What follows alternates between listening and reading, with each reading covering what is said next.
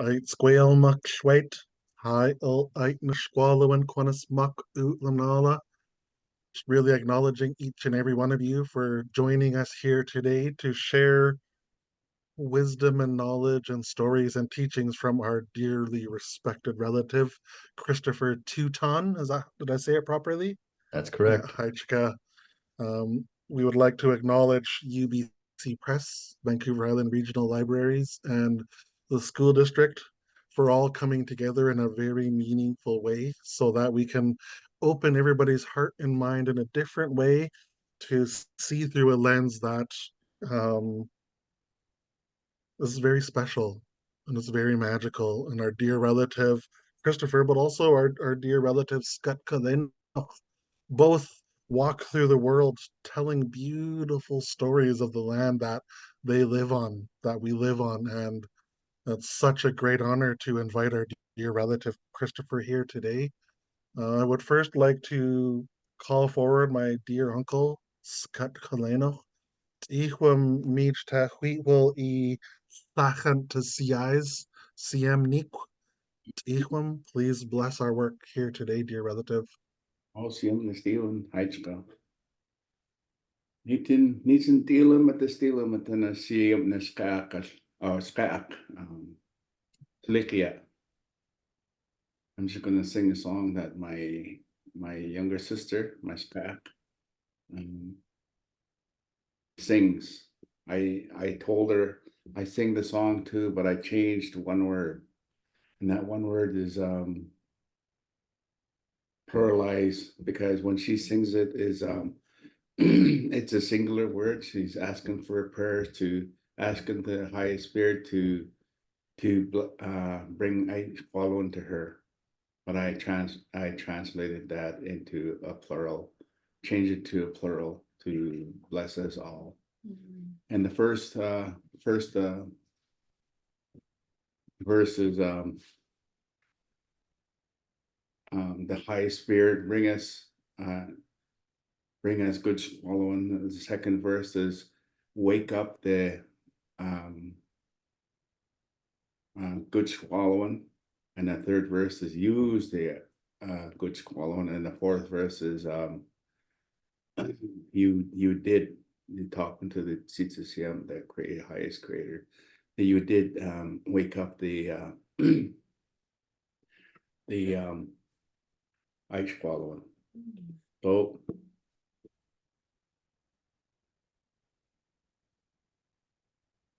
Syeyutsus, the Humi Amastoch at the ice swallow. Syeyutsus, the Humi Amastoch at the ice swallow. Syeyutsus, dijo mi amastoch at the ice swallow one. Syeyutsus, Halit stuck the ice swallow. Syeyutsus, Halit stuck the ice swallow. Syeyutsus, dijo mi halit stuck the ice swallow one. Syeyutsus, Yakushat the ice swallow one. Syeyutsus, Yakushat the ice swallow. Syeyutsus, Yakushat the ice swallow one. Syeyutsus, nature leads to the ice swallow. Syeyutsus, Nietzsche leads up the ice wall. Syeyutsus, Nietzsche leads up the ice wall. One. So my sister also is a teacher of our language, and she knows many songs. She composes songs. She's also a storyteller, so she's really good at what she does.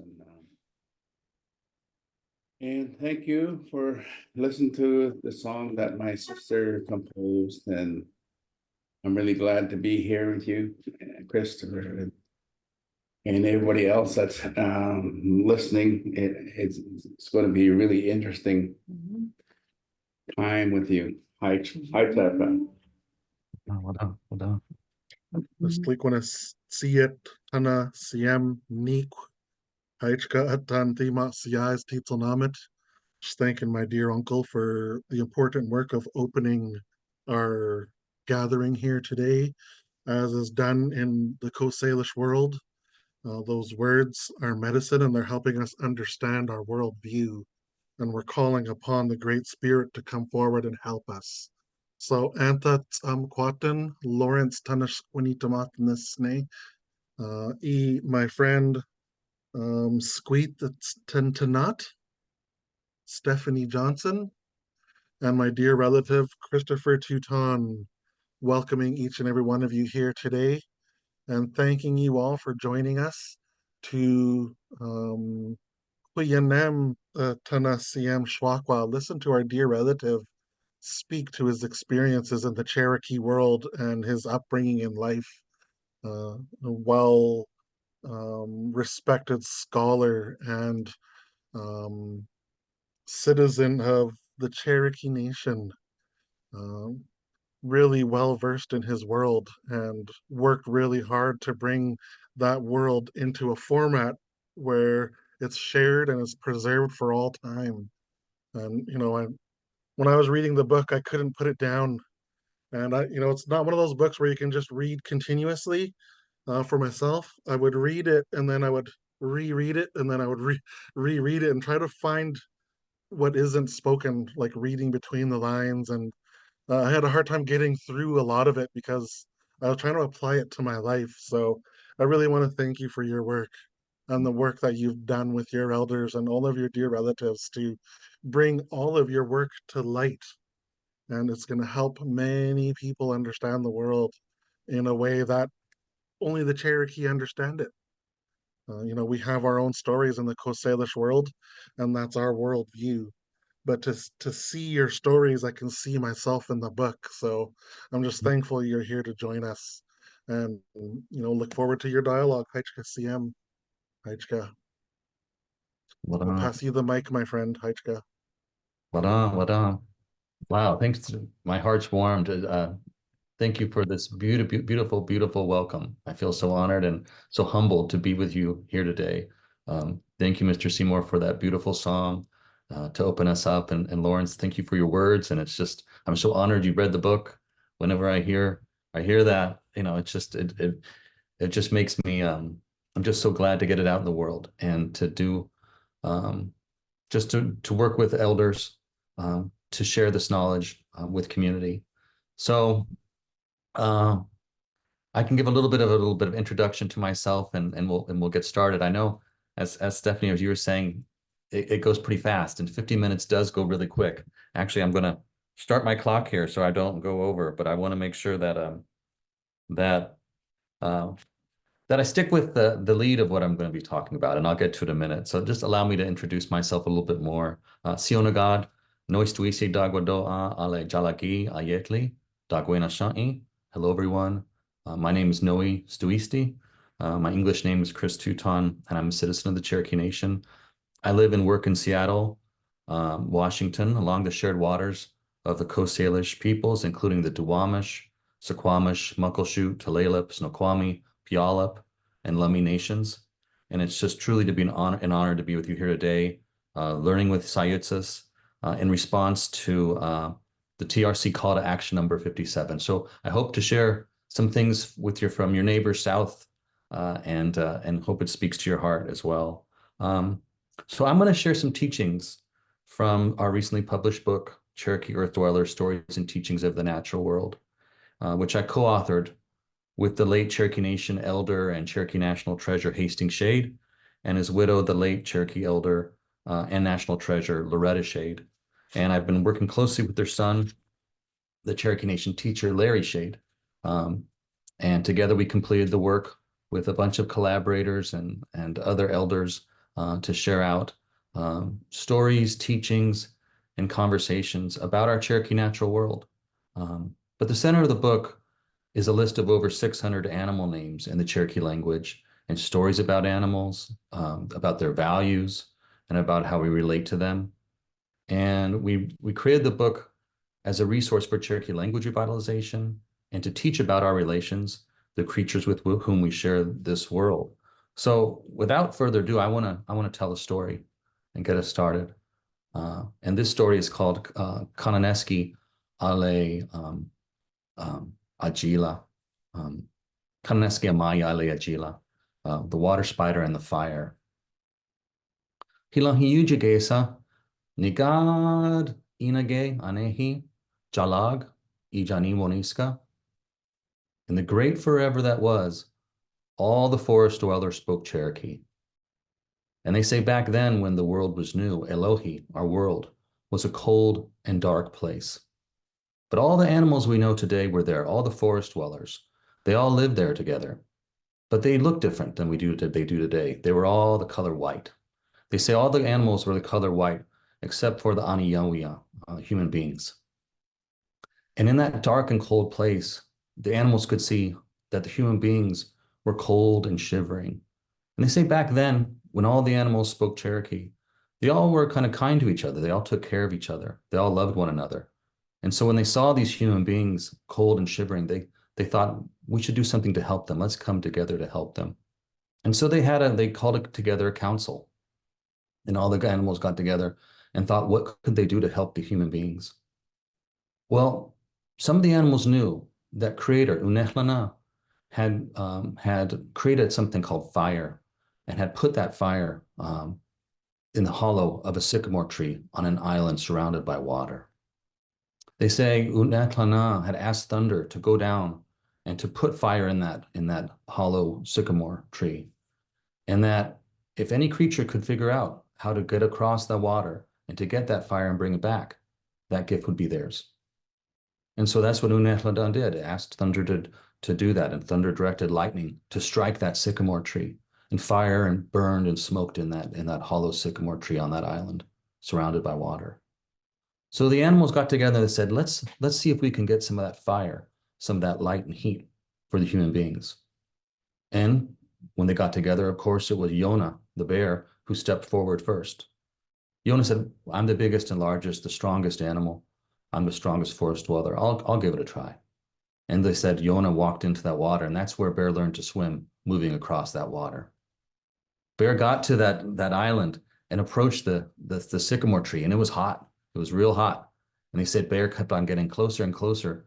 But as he would do it, the fire would singe his fur. And they said slowly it turned from white to that color yellow. After time when he tried it, his fur got darker and darker, from nice brown to that dark, dark black fur. Bear tried, but Bear could not approach the fire and grab it. So Bear came back, Yona came back and talked to the other forest dwellers. I couldn't do it. I was there. I saw it. Look, it singed my fur, he said, and showed the other animals. Well, other ones tried as well. They say the next ones were the Inada, the snakes.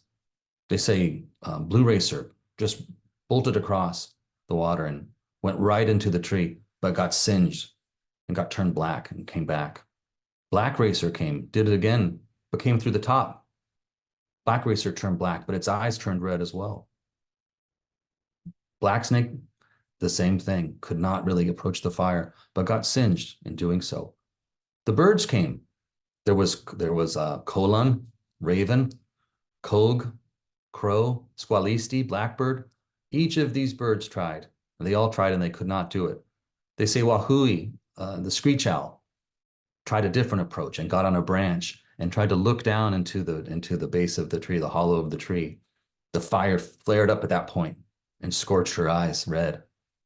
The long-eared owl, also Bigaliski came in and tried as well, and she got burned with the circles around her eyes. And when she rubbed them, that's where you get the different kind of streaks in the long-eared owl's eyes. All along, each time one of these animals would come and try to get the fire, there was one little creature who was a part of the forest dwellers who said, let me try, let me try. It was a little Kananeski amai, little water spider. She said, I can do it. Let me try. And they would smile at the relative and say, little one, you're too little. You can't do it. Let us try. But overall, each of these creatures tried and tried and tried, all of them, all the way until the only one really left was Kananeski Mai. She said, let me try. And they said, okay, give it a try. Now, Kananeski Mai, the little water spider, she lived near the shore. And she knew that dirt dauber, the insect dirt dauber, would make its nest from little balls of mud. And so what she did is grab one of those little balls of mud that was on the ground, and she shaped it with her many hands, and she shaped it into a pot.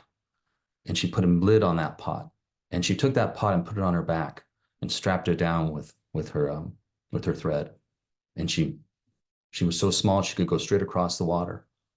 Well, when she got to that sycamore tree that was smoking and flaming up, they say Thunder must have recognized that there were all these creatures trying to get that fire, maybe without earning it. And so some fire giants were set down to protect the fire, the Aniajila, the fire giants, and they were protecting that fire. Well, little water spider, she was so scared that they'd step on her that she would run a little ways and hide, run a little ways and hide, just like we see spiders do today, run a ways and a little hide. And she approached that tree, and she got it, and she got a little ember, and she put it in her pot and closed it up and tied it back on her back. Well, the fire giants could sense something was happening, that something had taken the fire. And so they started to search around, looking for her. She'd run a ways and hide, run a ways and hide. And she made her way back to that shore.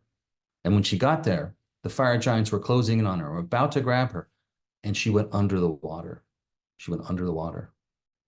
Well, when she went under the water, you'd think that little pot would leak and get the ember would go out. But the heat from it had baked that clay, And so she was able to go all the way under the water and come back up to the shore. And when she got there, that fire was still burning. And she gifted that fire to the Cherokee people. We say that fire that Kananeski Mai brought to our people still burns. It's been burning since time immemorial. We've kept it alight. It's the same fire that burns at our stomp grounds when we dance in ceremony. It's the fire that we see when we gather around and tell stories at night, as we do. And Spider Kananeski Mai is still honored in our communities today. If you go into Cherokee country, you'll see her image all over. You know, the little spider with the pot on her back. And as my elder Hastings would say, you don't have to be big to do great things. And that's one of our teachings. So I start with that simple teaching about water spider and fire to tell you about who we are as Cherokee people. We are people of the fire, and we keep that fire going. Well, I'm gonna get into some slides here and share some more. But I wanted to start with story. We could keep all going. One of the things we could do today is we could just tell stories and go back and forth with stories, and that'd be fun. But I'm going to tell you a little bit about the book, and I'll tell you a little bit about Cherokee storytelling and how I've been taught by my elders about the power and purpose of stories. And I'm going to keep my main point real simple in this talk, and that is, let's see if I can bring this up.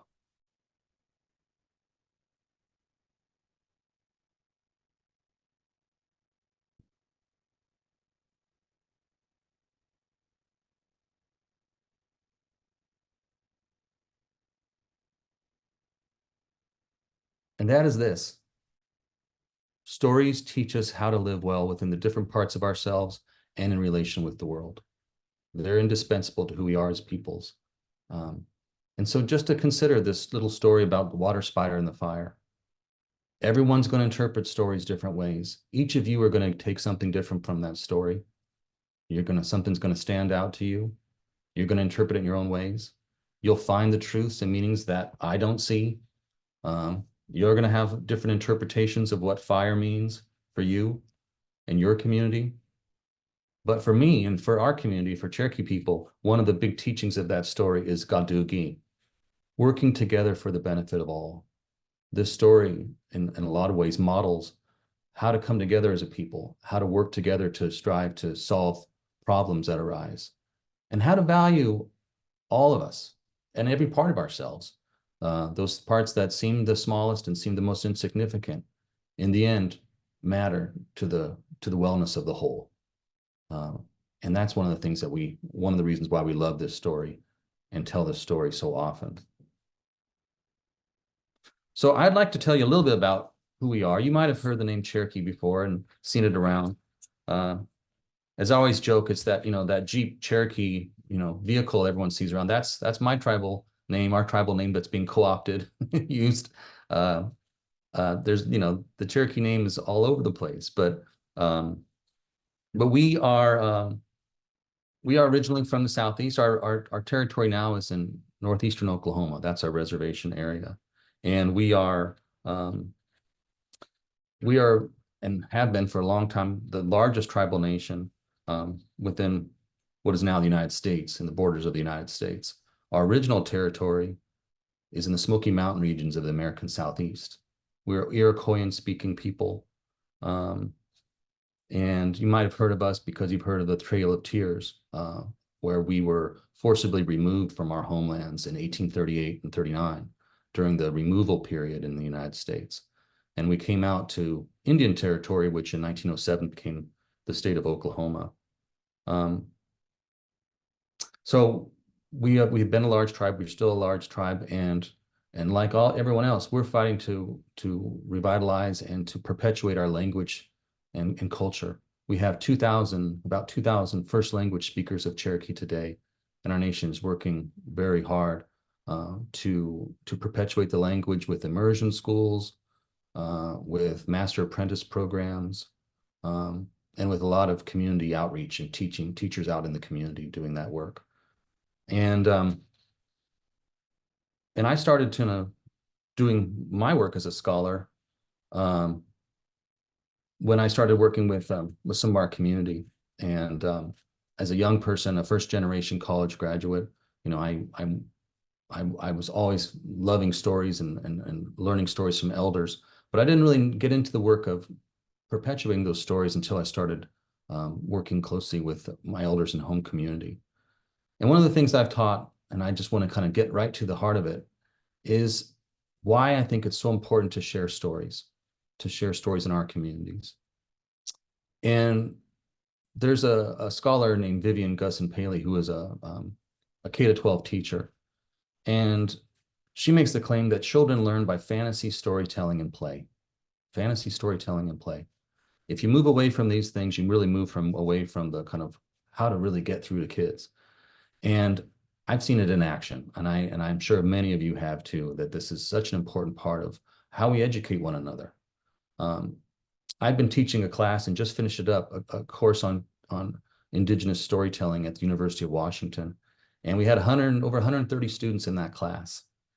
And I taught it with my co-teacher, the elder Roger Fernandez, who's Lower Elwha S'Klallam. And it was a wonderful course where Roger was teaching Coast Salish storytelling, and I was teaching Cherokee storytelling.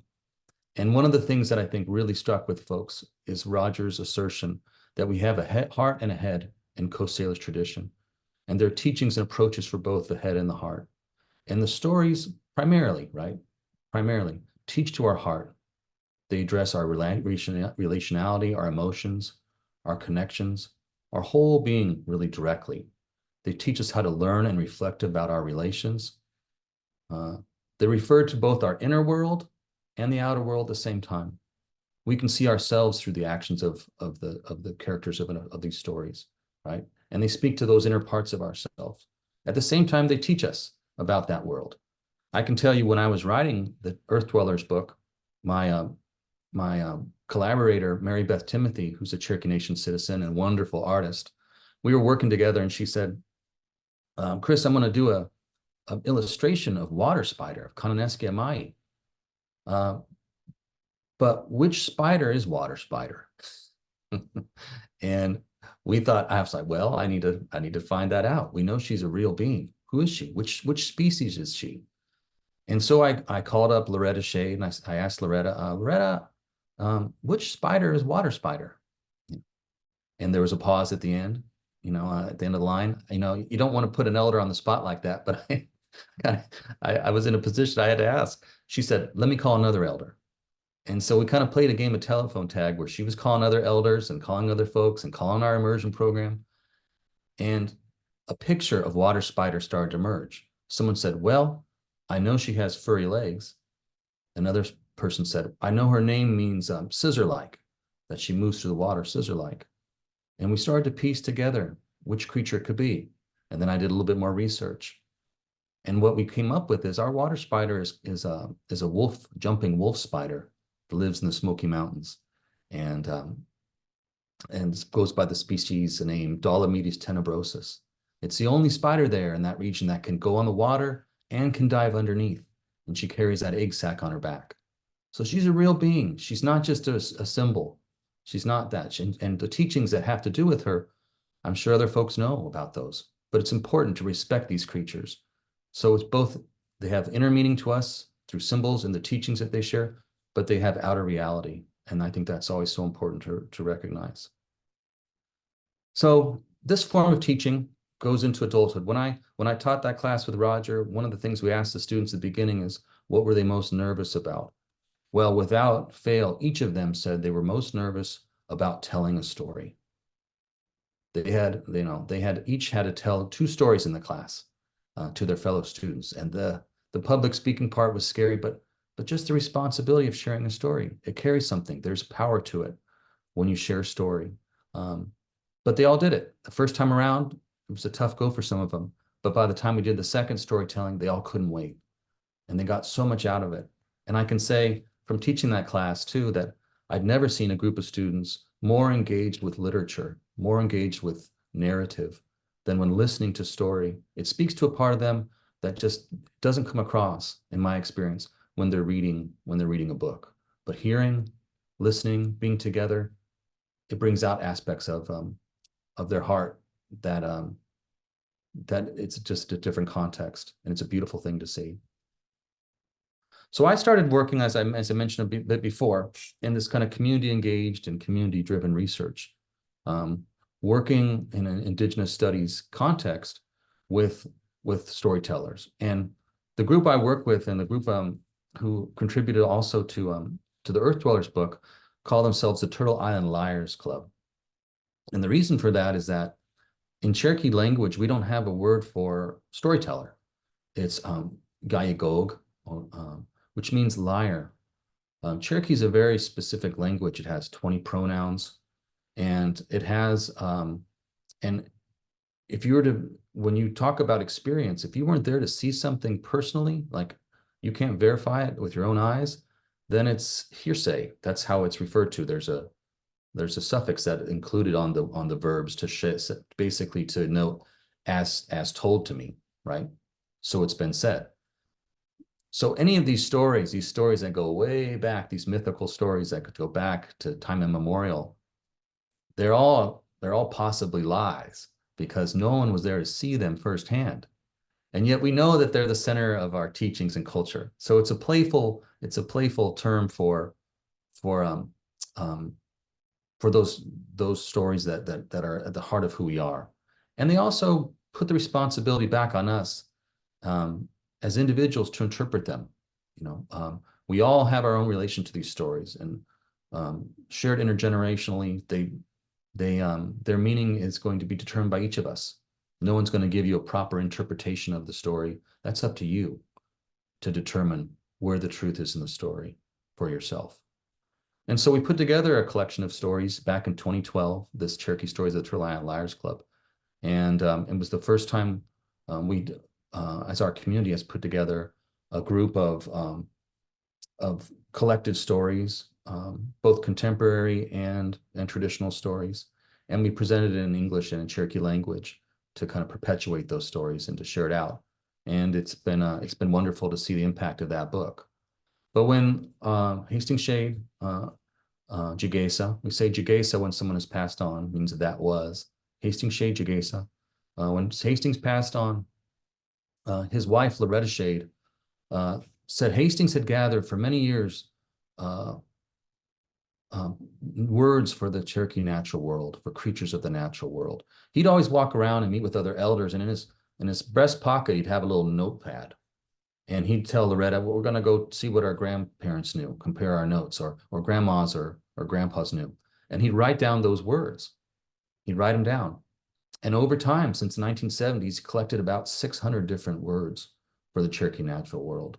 So just to give you an idea of 144 bird names, all different words for birds and plants, animals, reptiles, edible plants, fish, trees, all these different kind of words for our world. And he compiled them in these handmade books called the Earth Dweller books. But one of the things he really wanted to do was to have images of those creatures so that people could see them and learn them. And he was never able to do that. We are working on that now with a digital version of Cherokee Earth Dwellers that we're putting together. That's going to be a free open access digital version of the book. And that's I'm working with UBC Press on that right now through their Raven Space digital imprint. So we'll have the print book, but we'll also have the digital book that people can access and listen to. We've already recorded all the words, all the names in Cherokee, so people can click on them and hear the word, the name of the creature, and see what it sounds like. So Loretta and I, when she said, well, these are Hastings collections, when I looked at this, and when we met, we'd met at a restaurant, and she brought in a plastic bag full of the collection of booklets. And I looked at that and started flipping through and realized this is a huge part of our Cherokee lexicon that she has in hand. And I remember going back to Seattle on the plane with it just sitting in my lap. I couldn't even bear to let anyone touch it. It was so important. So we started working on that project. And one of the things I realized right away is that this wasn't just a dictionary. This was really a Cherokee ecology through words and stories. Those words open up a window to the Cherokee natural world and all the different values and the way it's understood.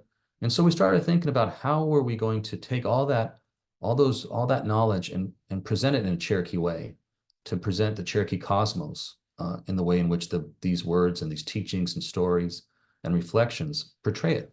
And that's what we did. We got a bunch of really trusted and wonderful friends and elders to come together and to comment on the works and to collaborate, and we had interviews with folks, and it was just wonderful to see people come out and support the Shades in their work to share knowledge about the natural world.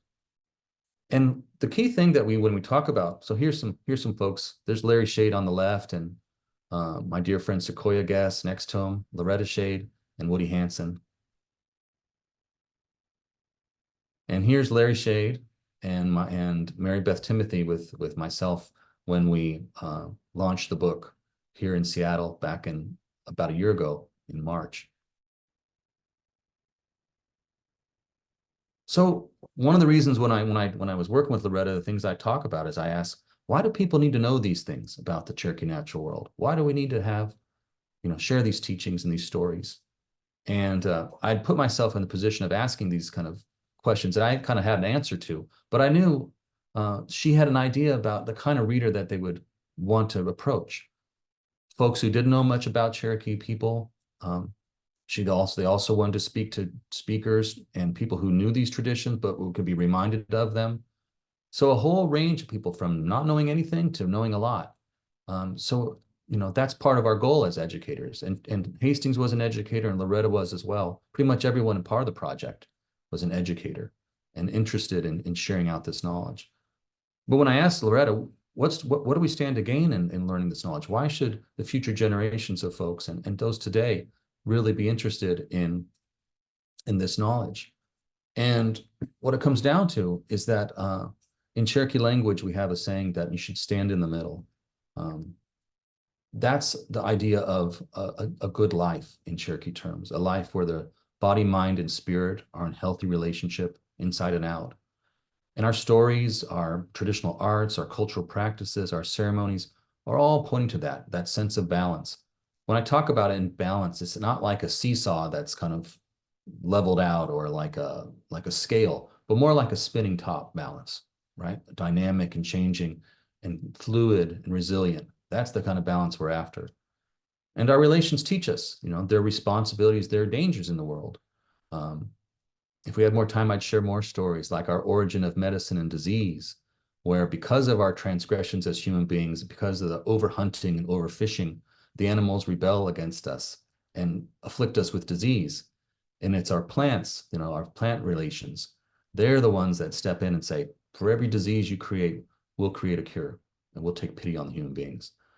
And as in Cherokee community, and for those who continue to follow our traditions, those tensions still exist, which is why we have to be so diligent in the way in which we treat our animal relatives, why we give thanks, why we do the things we do, our practices to share out.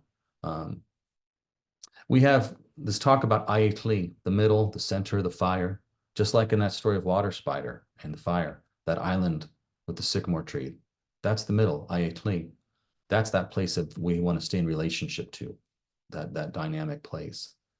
Fire for us is alive. It's a direct gift from Creator.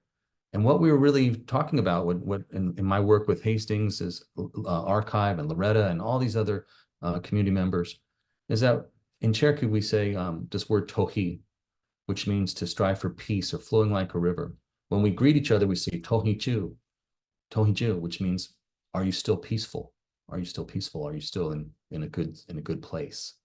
And our sense of wellness, what it means to be well is to have tohi oyela, which means a peaceful body, a well body, a body that's in good relationship. Disease, other afflictions are those things that pull us off of that center, and we're in a bad space then. So the stories and teachings and all these different things are really about our wellness too. It's not just about cultural knowledge for the sake of cultural knowledge, but because it's really, it's important to how we move in the world and how we stay in good relations, and that impacts our health and wellness. This body chart that Hastings Shade created is in our Cherokee Nation health clinics. And on it are not just, it's not just a anatomy chart. It has other things like nightmare and diseases and things all on it as well. So it's really a chart about Cherokee wellness, how to be well in the world and how these different things affect our body. The creatures that are in this work come out of our Cherokee cosmos. And when we were organizing the work, thinking about what could we share, how would we share it, how we want to present it, we started to go back to presenting it in terms of the way the Cherokee world cosmos is constructed. We have the Galalohi, the sky world, the place of flying creatures, the communicators. That's our source of order. We have Elohi, our middle world. All those creatures who live on Earth, it's a place of us as human beings, the place where we try to seek balance between these different forces and different worlds. And then Alohi Hawina Didla, the underworld, the place of water, the place of when you go into the ground, dynamic, sometimes chaotic energy, a source of emotions. We human beings, it's our role to try to find a balance between these things. And we look at something like this cosmogram on the right, depicts that. We have the sun represented, the fire represented by the cross, the different winds, and of course, the earth represented by the circle there. So there are different ways, different creatures. We've organized the work to represent the different creatures of these spaces. Because in Cherokee way of viewing the world and Cherokee worldview, each have their own place within these worlds. But there are some of those creatures like water spider, like the horned serpent, Uktan, and other creatures that can cross between these spaces, right? And they have power when they cross between these spaces. They teach us a lot. So here's a sample of the book, and just a little bit of what we're doing. And you can see this is the kind of thing where it was quite a job for all of us to figure out exactly how we're going to represent all this wonderful, beautiful knowledge that was shared in community. Mary Beth Timothy created 66 illustrations for the work. And I remember talking to Loretta and saying, well, we can't represent all the creatures in the book. It'd be really long. So we have to limit it down to, so which are the most important? And she said, oh, they're all important. They're all important. I can't decide. So it was a real tough call to to depict what we depicted. But you can see here on among the creatures, like Giugali, New Jersey tea is the English name, also known as aliskali, snake root or red root. And in Cherokee tradition, Giugali symbolizes medicine, nuwoti, or to what to help yourself with, that which to help yourself with. So each of these, a lot of these different different creatures, different beings represent values to Cherokee people. And here's another example of this, of the book. So we do have some more time. So I thought I'd tell another story. And this is a story, I think I tell this story because this is a story that Sequoia Guess would tell. And Hastings Shade loved this story. This was one of his favorite stories. And Sequoia would say that this is one of those stories that almost got forgotten because he was driving one day with Hastings to an elders conference in Tulsa, Oklahoma, and the story just came to him. The story just came right back into his mind. He had forgotten it for years. Now, he had been taught by his great aunt, Maggie Turtle. She was the teacher. She said, even when he was in his mom's belly, she knew that he was going to be the storyteller in the family. And she tried to teach him about the plants when he was little, but it just didn't stick. But the stories always stuck. The stories were the things he always remembered. So he became a storyteller and novelist and filmmaker in our community. And this is a story that that he would tell, and it's really beloved in our community as well. It's called Wolf Wears Shoes. So one day, Rabbit and Squirrel were just hanging out down by a river, just kind of shooting the breeze. And up come the river, from the river, here comes Beaver. And Beaver's saying, hey, you guys, I found something down by the river. Come and look, come and look. And they said, Squirrel and Rabbit just kind of looked at him and said, what's going on? And Beaver came up and said, hey, you guys, I found something down by the river. I haven't seen anything like it before. And the Squirrel said, well, Rabbit's smart. Rabbit probably knows what it is. Let's go down and take a look. So they started to walk down towards the river. But right at that time, here comes Wolf. Now, back then, Wolf wasn't the way we know Wolf today. I'm trying to eat everyone all the time. Because back then, Wolf thought he knew everything. Now, you all know that there's people, you could probably look around and see them right now. People who think they know everything. That was Wolf. So Wolf walked up and he said, hey, you guys, what's going on? And they said, well, Squirrel said, Beaver's found something down by the river. He ain't seen nothing like it before. And he said, I'll come with you. I probably know what it is. So they all walked down there to the river. And they went, and Beaver said, here it is. And there, covered up in some high grass, was this thing. And Wolf went up to it, sniffed at it, scratched at it with his paw, circled it, looked around, sat back on his haunches. He said, yeah, I think I know what this is. This is what humans call shoes. And the animals went, shoes? He said, yeah, humans call them shoes. And they said, what? And he said, yeah, humans have tender feet, so they have to wear these shoes on their feet to keep their feet, from getting hurt. So these are called shoes. Now, Rabbit sat back and said, oh, man, he doesn't know what this is, but I do. See, because Rabbit had almost been caught in these things before. It was a trap. So Rabbit said, well, Wolf, how do humans wear these shoes? And Wolf said, they wear them like this. And he walked over and stuck his paw in that trap, and boom, oh, that trap went on his paw, and it just hurt so bad. His eyes stuck out, and he kind of started to pant, and he said, this is how they wear them. Well, Rabbit just sat back and said, shh, he still hasn't learned his lesson. So he thought, well, Wolf, you got 3 more feet. Let's see if we can find you 3 more shoes. And so Wolf said, okay.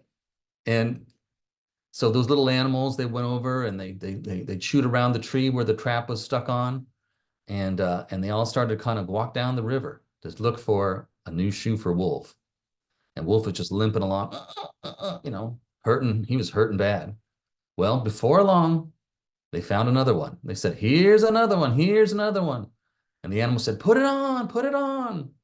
So Wolf said, "Okay."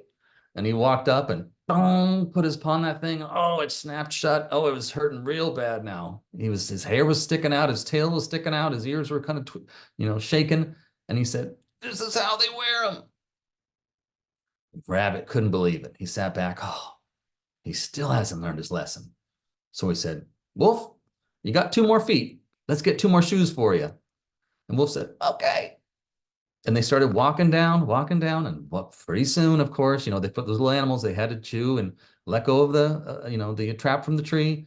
And pretty soon they found another one. They said, "Here's another one, here's another one." They're all, "Put it on, put it on." They were all getting excited.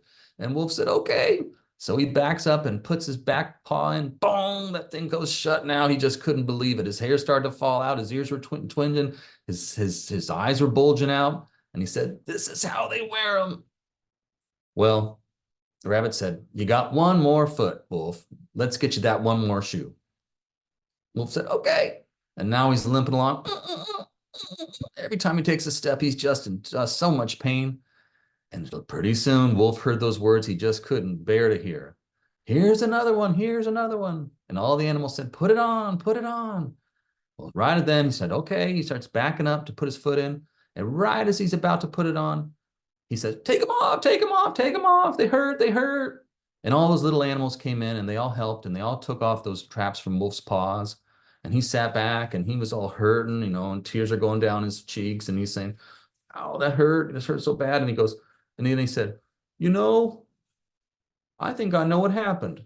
He goes, "I've heard humans have shoes. Sometimes they get shoes and those shoes are too small for their feet. I bet those shoes were too small for my feet. That's why they hurt so bad." And Rabbit sat back and just fell over because Wolf still hadn't learned his lesson. And so that's why they say Wolf's still all alone, because he's just always wanting to tell people everything that he knows. And so that's what Maggie Turtle would say, and that's what Sequoias would say. So what up? That's Wolf wears shoes. So I love that story, because it's like we all have those traps, and we all know people who talk about those traps or think they know everything. And it's one of those stories that you could spend all day talking about in terms of what those traps mean, the traps we find in our lives, and the people that think they know everything, even though it starts to hurt them, right? So one of those teachings. Let's see where we are at now. I think I'm going to take us here to the end, because I know I hope y'all have some questions and we can just talk about some things. But I just want to leave you with this, I think these kind of stories, the way they speak to us, the way they shape us in our telling, it's the oldest and most powerful way we teach and learn from one another, and it's indispensable to our humanity.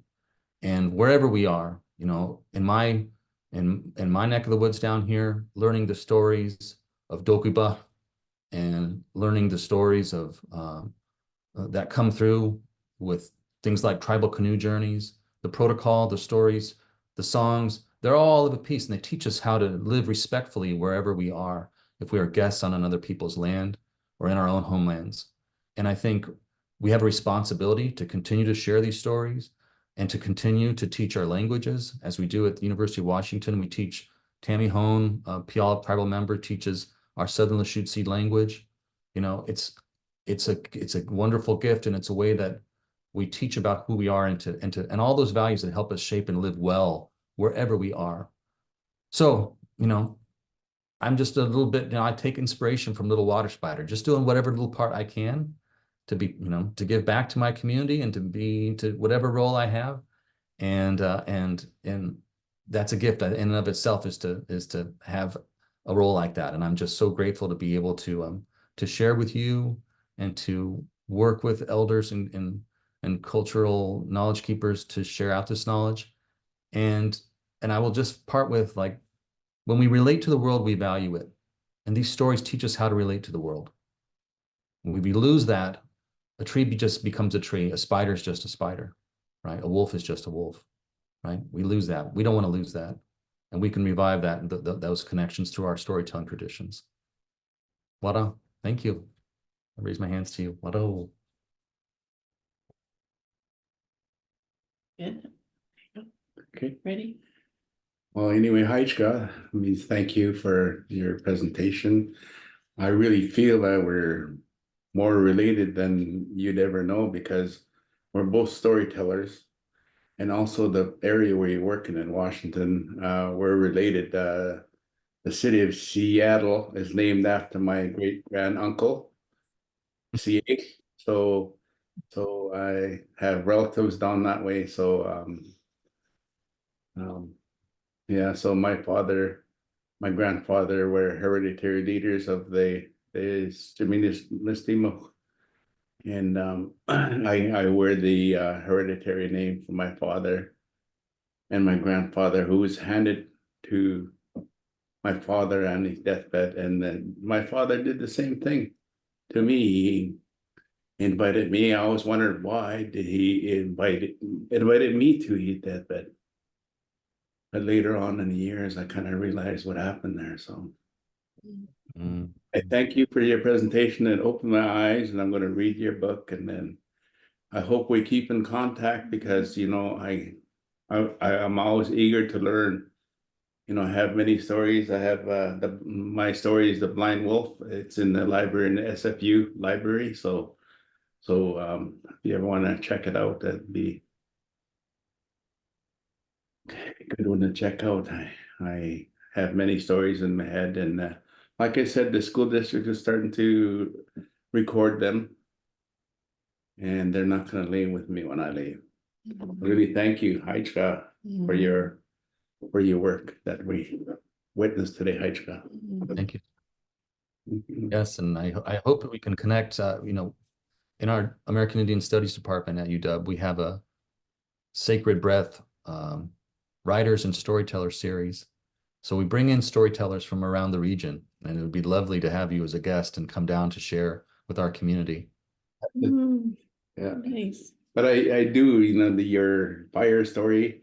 I know a fire story that sparked in my mind because it's talked about some greedy leaders that wanted to control that fire, and all these animals were volunteered to go try and get that fire from that greedy chief's house.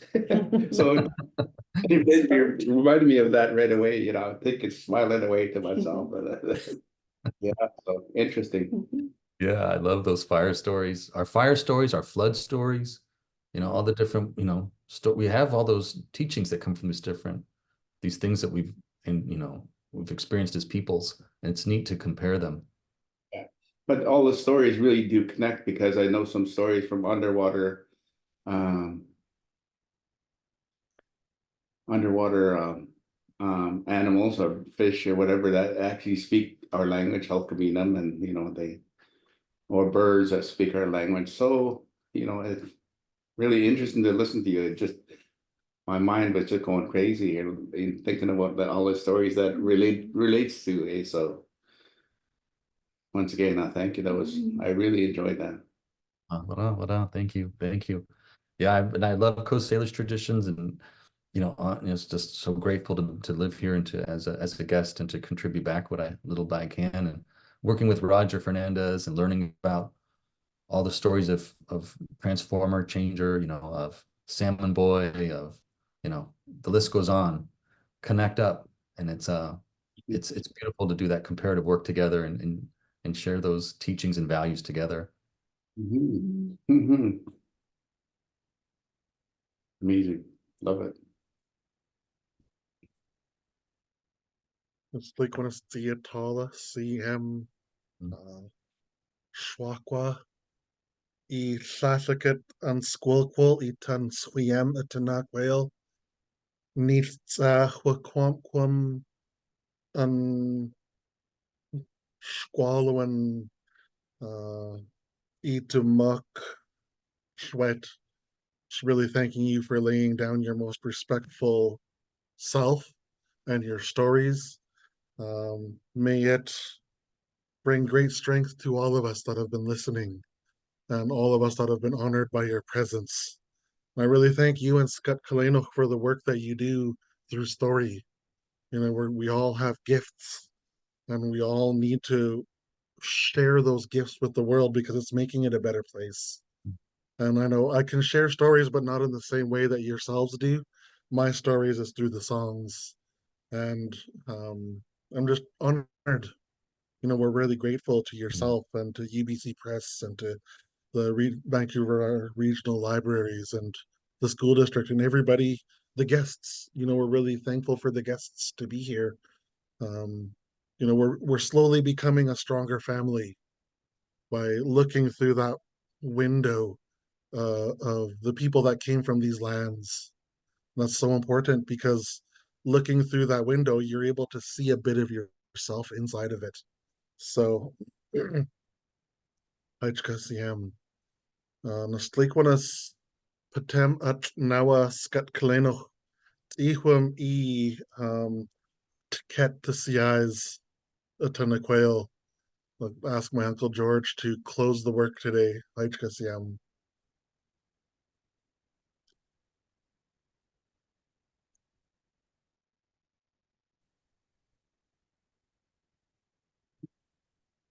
What on? This is I'm so honored to be with you here today. It was a gift. And I hope we can stay in relation and continue to talk and uh, and share story together. And I just want to applaud all you all are doing. It's really a model, I believe. And and so beautiful to hear the language. So what.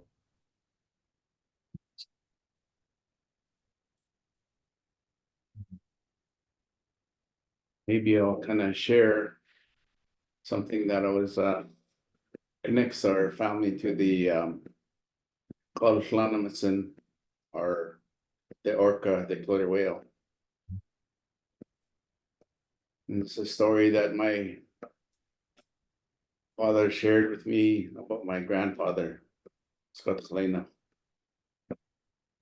that we were closely related to the orca, the killer whale.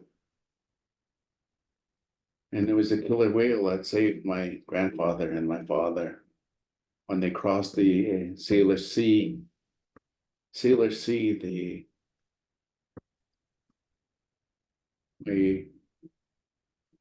they coming from the Fraser River.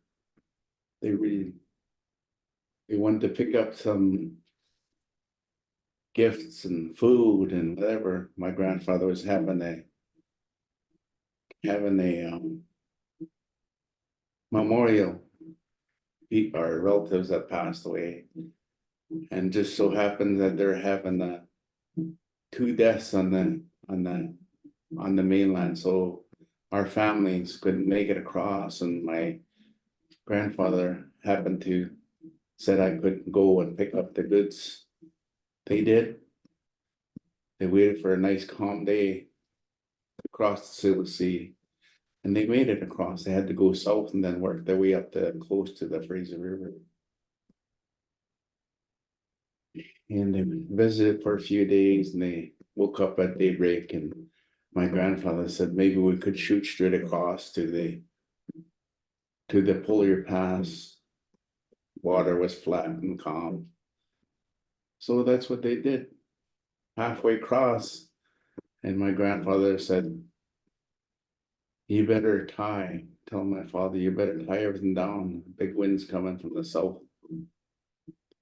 So after my father had tied everything down, the wind hit. Didn't have time to take the sails down, so they capsized, and it was so rough. And my grandfather threw a rope over to my dad and said, tie it around your waist. If we don't make it, at least they'll find us together. And that's what happened. And my father says, Dad, why don't you call the whales? You know how to do that. And my grandfather says, I have been calling the whales, but maybe I'm too old now. Maybe they cannot hear me. And my grandfather, Matlel, he passed out. And my father said he kept tugging on the rope, kept talking to my grandfather. And soon enough, the whales come around. He could hear them. They circled the canoe. They circled them, and they turned the canoe back over. And they guided the canoe into the play island called Valdez Island. And they actually transformed into the stakea, the wolf, and they dragged the canoe from the east side of the island to the west side of the island, and that's where they made the fire and dried up. They dried up there, and when they were ready to go across to Jimenez Bay, where I'm from, the whales all guided them right into the bay. And shortly after, my grandfather had passed. And when I grew older, I meant to say, I always asked my dad, why do the whales, why are they hanging around outside the old cemetery? And my father says, well, I guess your grandfather is not ready to leave, but as soon as he's ready to leave, they'll leave too. And sure enough, when I guess my grandfather left, and all the whales did, they all left. So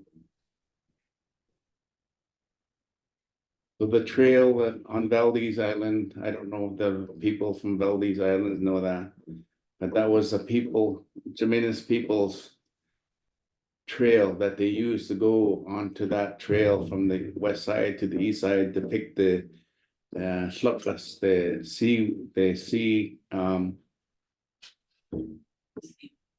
sea lettuce.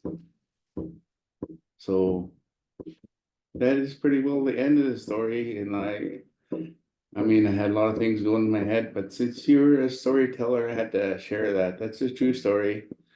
And there are petroglyphs that represent the sea wolf. Not too many people know these kind of stories and where they actually came from. But that is a story that I heard from my dad. Everything I hear is from my father, because I never had a chance to meet my grandfather. Mm. But maybe I did because I know a lot of history of when our reservation was being made. But anyways, I thank everybody, the people that are on today, and I thank you very much for the stories that you shared. And I thank my nephew. And I'm always thanking Stephanie for the work that she does. And all I have to say is, hi, Chap. And I'm really honored. Hi, Wow. Chap. Madam. Thank you, Mr. Suma. Hello. So great to be with you here today. Yes.